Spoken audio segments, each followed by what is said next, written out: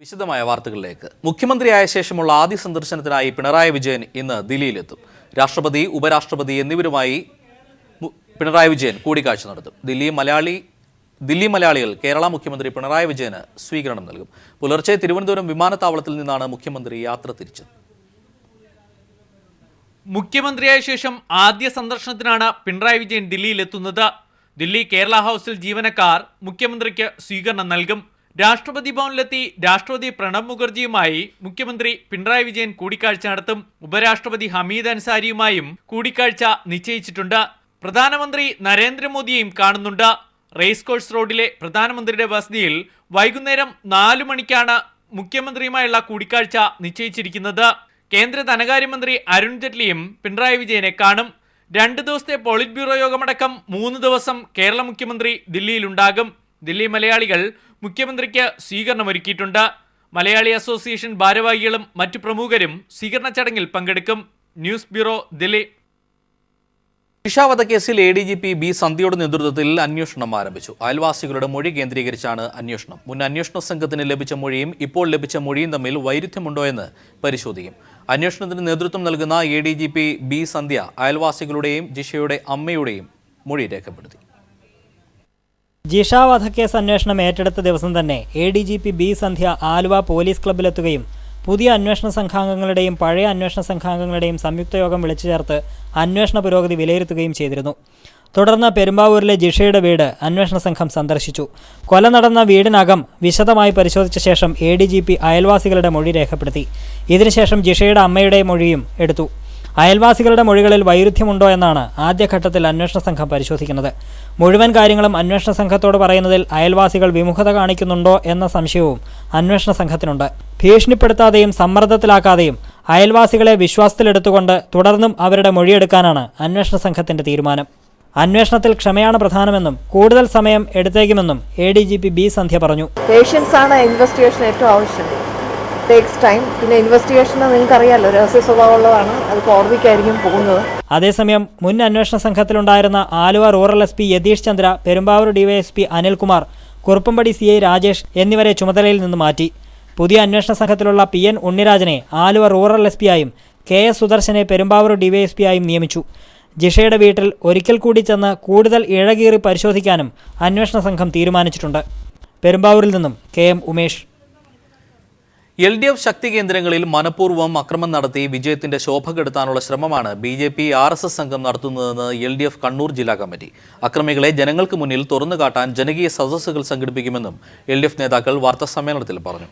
Congress RSS ഒത്തുകളിയാണ് ജില്ലയിലെ സംഘർഷങ്ങൾക്ക് പിന്നിലെന്നും police അക്രമികൾക്കെതിരെ കർശന നടപടി സ്വീകരിക്കണമെന്നും നേതാക്കൾ ആവശ്യപ്പെട്ടു. കണ്ണൂർ ജില്ലയിൽ ഒരു കൊലപാതകം ഉൾപ്പെടെ നിരവധി അക്രമങ്ങൾ നടത്തിയ അക്രമകാരികളെ തുറന്നുകാട്ടുന്നതിന് ഇന്നു മുതൽ ഒരാഴ്ചക്കാലം വിപുലമായ ജനസദസ്സുകൾ സംഘടിപ്പിക്കുമെന്ന് LDF ജില്ലാ കമ്മിറ്റി അറിയിച്ചു. LDF വിജയത്തിന്റെ ശോഭ കെടുത്താനുള്ള ആസൂത്രിത ശ്രമമാണ് RSS BJP സംഘം നടത്തുന്നതെന്ന് CPIM കണ്ണൂർ ജില്ലാ സെക്രട്ടറി P ജയരാജൻ പറഞ്ഞു. പുത്തൻകണ്ടത്ത് CPIM പ്രവർത്തകനെ നിഷ്ഠൂരമായി ബോംബെറിഞ്ഞ് പിക്കപ്പ് വാൻ കയറ്റി കൊന്ന സ്ഥലത്ത് വന്നാണ് കുമ്മനം മാർക്സിസ്റ്റ് അക്രമം എന്ന് പ്രചരിപ്പിക്കുന്നതെന്നും അദ്ദേഹം പറഞ്ഞു. LDF ശക്തി കേന്ദ്രങ്ങളിൽ അക്രമം നടത്തി മാർക്സിസ്റ്റ് അക്രമം എന്ന പ്രതീതിയുണ്ടാക്കുകയാണ് BJP RSS സംഘം. K സുധാകരന്റെ വീട്ടിനടുത്തു നിന്നും ആയുധവുമായി പിടികൂടിയയാൾ പോലീസിനോട് പറഞ്ഞത് യൂത്ത് കോൺഗ്രസ് പ്രവർത്തകനടക്കം സുധാകരന്റെ വീടാക്രമണ സംഘത്തിലുണ്ടായിരുന്നുവെന്നാണ്.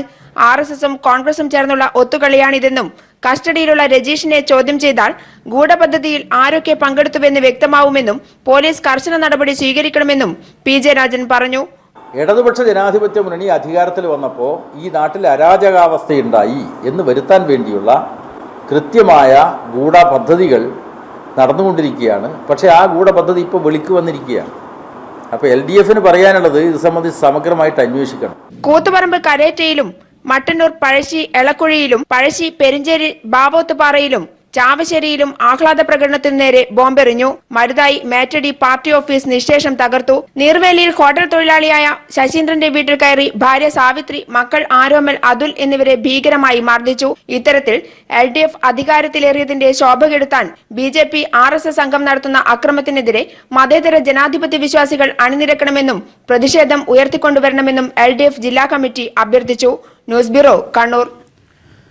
LDF അധികാരത്തിൽ വന്ന ശേഷം സംസ്ഥാനത്ത് അക്രമമെന്ന് പ്രചരിപ്പിക്കാൻ RSS ശ്രമിക്കുന്നുവെന്ന് CPIM സംസ്ഥാന സെക്രട്ടറി കോടിയേരി ബാലകൃഷ്ണൻ. ഇതിനായി കേന്ദ്രമന്ത്രിമാർ RSS അണികളെ അക്രമത്തിന് തള്ളിവിടുകയാണെന്നും കോടിയേരി പറഞ്ഞു. RSS അക്രമങ്ങൾക്കെതിരെ LDF തിരുവനന്തപുരത്ത് സംഘടിപ്പിച്ച പ്രതിഷേധ കൂട്ടായ്മ ഉദ്ഘാടനം ചെയ്ത് സംസാരിക്കുകയായിരുന്നു കോടിയേരി ബാലകൃഷ്ണൻ. LDF പ്രവർത്തകർക്കു നേരെ BJP RSS പ്രവർത്തകർ സംസ്ഥാന വ്യാപകമായി നടത്തുന്ന അക്രമങ്ങൾക്കെതിരായാണ് തിരുവനന്തപുരത്ത് LDF പ്രതിഷേധ കൂട്ടായ്മ സംഘടിപ്പിച്ചത്. LDF അധികാരത്തിൽ വന്ന ശേഷം സംസ്ഥാനത്ത് അക്രമമെന്ന് വരുത്തി തീർക്കാനായി RSS പ്രവർത്തകർ അക്രമം അഴിച്ചുവിടുകയാണെന്ന് കൂട്ടായ്മ ഉദ്ഘാടനം ചെയ്ത CPIM സംസ്ഥാന സെക്രട്ടറി കോടിയേരി ബാലകൃഷ്ണൻ പറഞ്ഞു. ഇടതുപക്ഷം അധികാരത്തിൽ വന്നതോടുകൂടി കേരളം അക്രമത്തിലാണ് എന്ന് പ്രചരിപ്പിക്കുകയാണ്. BJPയുടെ അണികളെ RSSകാരെ അക്രമത്തിന് വേണ്ടി തള്ളിവിടുന്നത് കേന്ദ്രത്തിലെ മന്ത്രിമാരാണ്. കേന്ദ്രമന്ത്രിമാരുടെ നേതൃത്വത്തിലാണ് ഇവിടെ കേരളത്തിൽ അക്രമ പരമ്പരകൾ ആസൂത്രണം ചെയ്തുകൊണ്ടിരിക്കുന്നത്. കേന്ദ്രത്തിൽ BJPയാണ് ഭരിക്കുന്നത് എന്നതിൻ്റെ ബലത്തിലാണ് അവരുടെ അനുയായികൾ അക്രമത്തിൽ ഇന്ന് ഇറങ്ങിയിരിക്കുന്നത്. RSSകാർ ഈ കേരളത്തിൽ കലാപമുണ്ടാക്കുന്നതിന് ഒത്താശ ചെയ്തുകൊണ്ടിരിക്കുകയാണ് ഇവിടുത്തെ കോൺഗ്രസ് നേതൃത്വം ചെയ്യുന്നത്. LDF മന്ത്രിസഭയെ അട്ടിമറിക്കാനാണ് RSS ഉൾപ്പെടെയുള്ള കമ്മ്യൂണിസ്റ്റ് വിരുദ്ധരുടെ ശ്രമം. അതിന് ജനങ്ങൾ അനുവദിക്കില്ല. അമിത്ഷാ ആസൂത്രണം ചെയ്ത അക്രമങ്ങളാണ് ഇപ്പോൾ നടക്കുന്നത്. ഇത് രാജ്യത്ത് പുതിയ കലാപം നടത്താനുള്ള നീക്കത്തിന്റെ ഭാഗമാണെന്നും കോടിയേരി പറഞ്ഞു. CPIM ജില്ലാ secretary Anavoor Nagappan, M Vijayakumar, V Sivankutty, Sathyan Mukheri, Gangadharan Nadar തുടങ്ങിയവരും പ്രതിഷേധ യോഗത്തിൽ പങ്കെടുത്തു. News bureau, Thiruvananthapuram. തിരികെ വാർത്തകളിലേക്ക്. ശാസ്ത്ര സാഹിത്യ പരിഷത്ത് 53ാം സംസ്ഥാന സമ്മേളനത്തിന് കൊല്ലത്ത് തുടക്കമായി. 3 ദിവസം നീണ്ടു നിൽക്കുന്ന സമ്മേളനം UNDP ഡയറക്ടർ G പത്മനാഭൻ ഉദ്ഘാടനം ചെയ്തു. 3 ദിവസം നീണ്ടു നിൽക്കുന്ന സമ്മേളനത്തിൽ 450 പ്രതിനിധികളാണ് പങ്കെടുക്കുന്നത്. വികസനം, വിദ്യാഭ്യാസം, പരിസരം, ആരോഗ്യം, ലിംഗനീതി തുടങ്ങിയ വിഷയങ്ങളെ സംബന്ധിച്ച് സമ്മേളനം ചർച്ച ചെയ്യുന്നു. ജീവിത ദുരിതങ്ങൾ പുതിയ രൂപത്തിൽ സമൂഹത്തെ ഗ്രസിക്കുമ്പോൾ ശാസ്ത്ര അവബോധവും യുക്തിചിന്തയും പ്രശ്നപരിഹാരത്തിന് വെളിച്ചമാകണമെന്ന് പരിഷത്ത് ആവശ്യപ്പെടുന്നു. സമ്മേളനം UNDP ഡയറക്ടർ G പത്മനാഭൻ ഉദ്ഘാടനം ചെയ്തു. അതിന്റെ കൂടെ ഈ മുകളിലുള്ള സോയിൽ എറോഷൻ വന്നു കഴിഞ്ഞിട്ട് ഈ പല ഈ നദികളുടെ ബെഡിന്റെ ഇതില് റിവർ ബെഡില് സിൽറ്റേഷൻ വന്നിട്ട് അതിന്റെ ലെവല് വാട്ടർ ക്യാരിയിങ് കപ്പാസിറ്റി വളരെ കുറയും. അപ്പോൾ എന്തെന്ന് വെച്ച് കഴിഞ്ഞാൽ കൂടുതൽ വെള്ളപ്പൊക്കം വരും. അത് ഒരു ട്രെൻഡാണ് അവിടെ. പിന്നെ ഈ ഇതിൽ കോസ്റ്റൽ ഏരിയയിൽ ഞാൻ മുമ്പ് പറഞ്ഞ പോലെ നിറച്ച ഈ റൈസും അങ്ങനത്തെ ഇത് കോക്കനട്ടും ഇതൊക്കെ ഗ്രോ ചെയ്യുന്ന സ്ഥലമാണ്. അപ്പോൾ അതിൽ ഈ കൂടുതൽ വെള്ളപ്പൊക്കം വന്നു കഴിഞ്ഞാൽ കൂടുതൽ നാശനഷ്ടങ്ങൾ വരാനായിട്ട് സാധ്യതയുണ്ട്. മന്ത്രിമാരായ Thomas Isaac, Harindranath, doctor B Iqbal, doctor B Jayaraman, doctor KN Ganesh തുടങ്ങി നിരവധി പ്രമുഖർ സെഷനുകളിൽ സംസാരിക്കുന്നു. ഞായറാഴ്ച ഉച്ചയോടെ സമ്മേളനം സമാപനമാകും.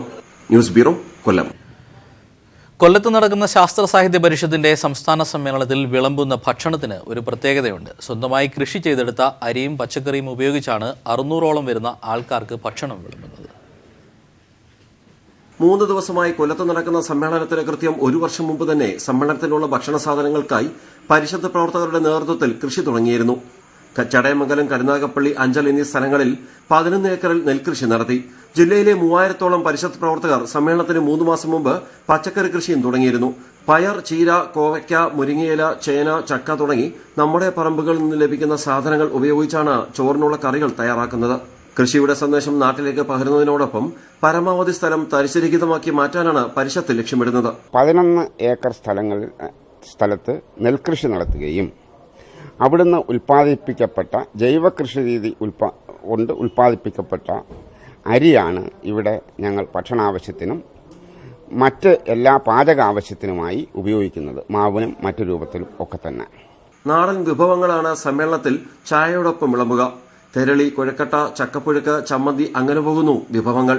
ശാസ്ത്ര സാഹിത്യ പരിഷത്തിന്റെ സമ്മേളന വേദിയിൽ നിന്ന് ക്യാമറമാൻ പ്രമോദ് പന്നിയോടിനൊപ്പം രാജ്കുമാർ. കടുവകളുടെ വിഹാര കേന്ദ്രമാണ് രാജസ്ഥാനിലെ രൺഥാപൂർ നാഷണൽ പാർക്ക്. കടുവകളെ കാണാനും ഫോട്ടോ എടുക്കാനും ലോകത്തിന്റെ വിവിധ ഭാഗങ്ങളിൽ നിന്നും ധാരാളം പേർ ഇവിടെ എത്തുന്നു. പുള്ളിപ്പുലികളും അപൂർവ ഇനം പക്ഷികളും ഇവിടെയുണ്ട്. രൺഥാപൂർ നാഷണൽ പാർക്കിലേക്ക് ഞങ്ങളുടെ ക്യാമറമാൻ PP സലീം നടത്തിയ യാത്രയിലെ കാഴ്ചകൾ.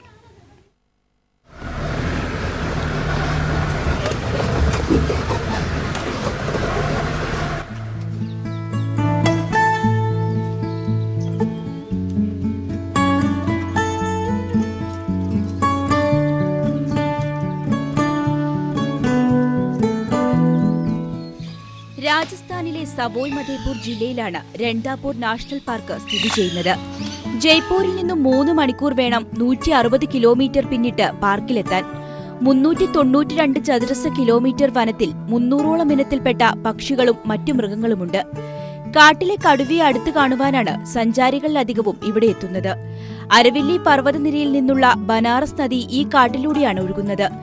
ഒറ്റയ്ക്കും കൂട്ടമായും വിഹരിക്കുന്ന കടുവകൾ, പുള്ളിപ്പുലികളും മറ്റു വന്യമൃഗങ്ങളും ഏതൊരു സഞ്ചാരിക്കും ആഹ്ലാദകരവും അത്ഭുതകരവുമായ കാഴ്ചയാണ്.